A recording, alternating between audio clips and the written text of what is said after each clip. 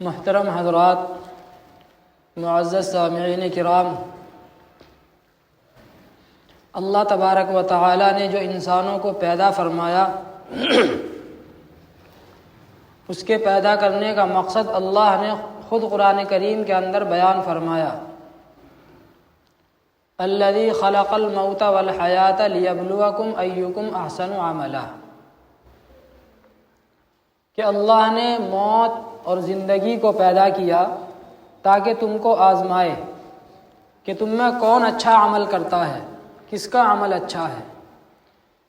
تو معلوم یہ ہوا کہ یہ دنیا امتحان گاہ ہے، ہم سارے کے سارے یہاں پر امتحان دینے کے لیے آئے ہوئے ہیں۔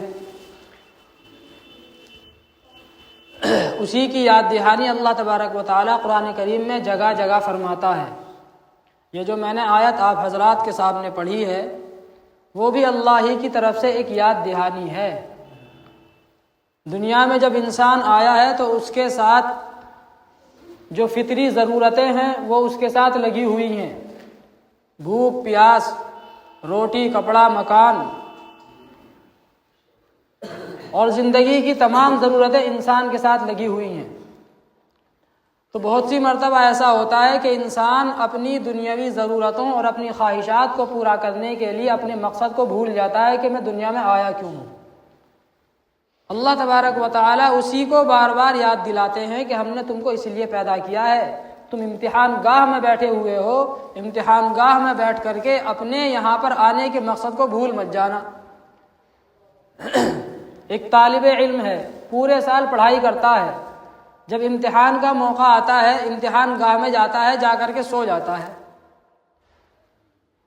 اب آپ خود اندازہ لگا سکتے ہیں کہ جو امتحان صحیح طریقے سے نہ دے، جو جا کر کے سو جائے اور اپنی تھکن دور کرے اور جو اس کا مقصد تھا وہاں پر جانے کا اس مقصد کو پورا نہ کرے، تو آپ اندازہ لگا سکتے ہیں کہ اس کا کیا انجام ہوگا، اس کا فیل ہونا لازمی ہے۔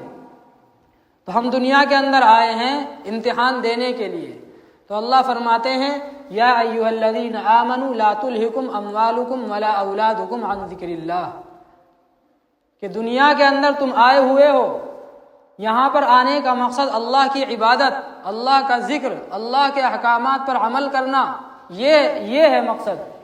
تو اللہ فرماتے ہیں کہ تم کو تمہارے مال اور تمہاری اولاد اللہ کے ذکر سے غافل نہ کر دیں۔ دھیان رکھنا، آدمی کاروبار کے اندر لگا ہوا ہے، دکان پر بیٹھا ہوا ہے، نماز کا وقت ہو گیا، بھیڑ لگی ہوئی ہے دکان پر، اب جی نہیں چاہتا کہ میں ان کو چھوڑ کر کے جاؤں۔ ذہن میں اور دل کے اندر یہ ہے کہ اگر میں چھوڑ کر کے چلا گیا تو میرا تو بہت سارا نقصان ہو جائے گا، یہ گاہک چلے جائیں گے، اتنی آمدنی مجھے ان سے ہونی ہے وہ سب ختم ہو جائے گی۔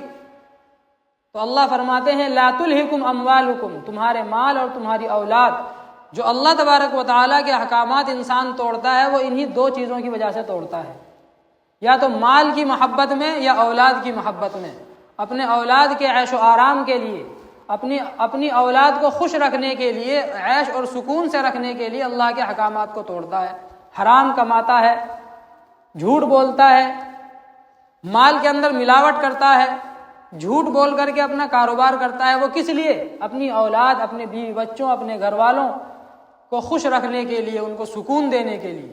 تو اللہ فرماتے ہیں لا تلھکم، تم کو غافل نہ کر دے اللہ کے ذکر سے یہ ساری چیزیں۔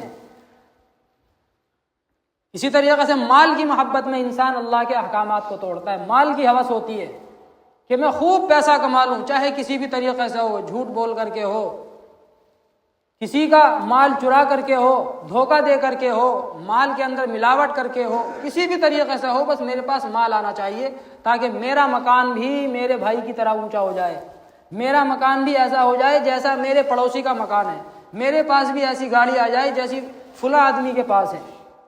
تو مال کی محبت ہوتی ہے، فلاں آدمی کے پاس 2 پلاٹ ہے، میرے پاس بھی جو ہے 4 ہونے چاہیے۔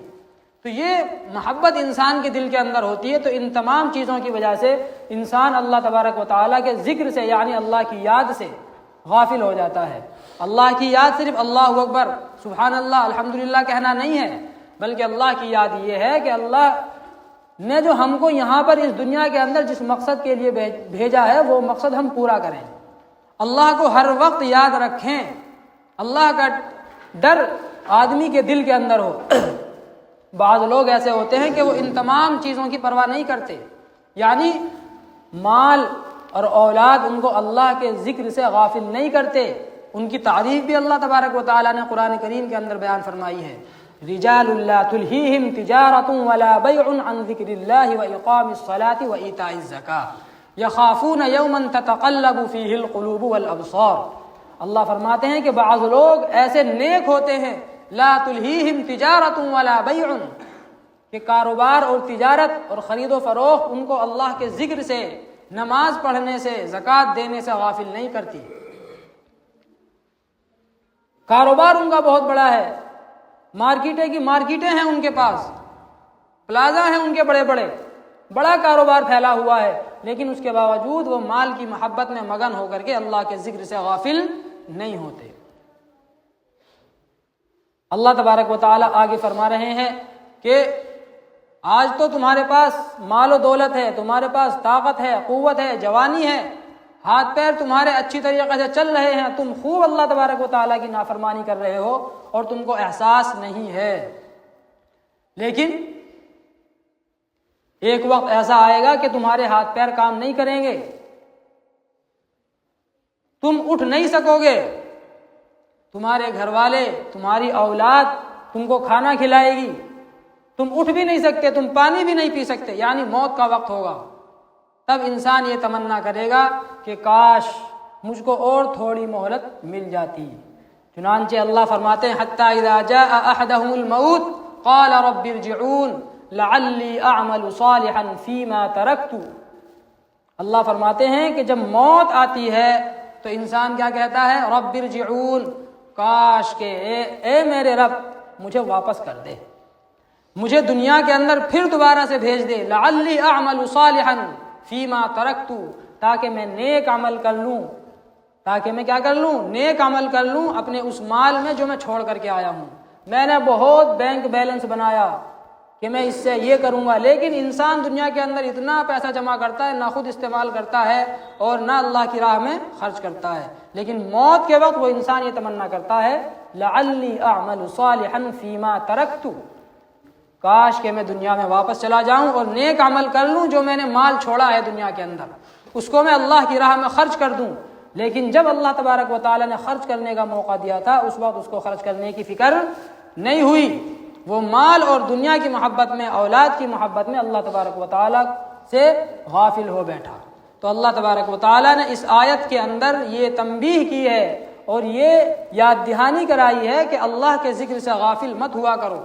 اللہ کا ذکر یہ ہے کہ اللہ کا جس وقت جو حکم ہو اس کو انسان پورا کرے۔ نماز کا وقت آ گیا نماز پڑھے، زکوٰۃ دینے کا وقت آ گیا زکوٰۃ دے، شادی بیاہ گھر کے اندر ہے تو سنت کے مطابق شادی بیاہ کرے۔ لیکن ہم کو صرف اللہ کی یاد آتی ہے نماز میں، بس نماز ہم جو ہے عبادت کے طریقے پر کرتے ہیں، باقی نکاح یہ بھی تو عبادت ہے، سنت ہے نہیں ہے؟ آپ صلی اللہ علیہ وسلم نے فرمایا النکاح من سنتی، نکاح میری سنت ہے، اور جو سنت ہوتی ہے وہ کیا ہوتی ہے؟ عبادت ہوتی ہے۔ لیکن اس عبادت کے اندر ہم کو اللہ کے رسول کا طریقہ یاد نہیں رہتا۔ نماز کے اندر یاد رہتا ہے کہ سر ڈھکنا سنت ہے، ٹخنے کھلے ہوئے ہونے چاہیے، کپڑے پاک صاف ہونے چاہیے، یہ یاد رہتا ہے، لیکن نکاح کے اندر ہم کو دھیان نہیں رہتا کہ نکاح کا طریقہ کیا ہے۔ تو جس وقت جو حکم اللہ تبارک و تعالیٰ کا اور رسول اللہ صلی اللہ علیہ وسلم کا طریقہ، جس وقت جس چیز کا تقاضا ہو اس پر عمل کرنا، یہ ہے اصل اللہ کا ذکر۔ اللہ تبارک و تعالیٰ ہم سب کو عمل کرنے کی توفیق عطا فرمائے۔ وآخر دعوانا الحمد للہ رب العالمین۔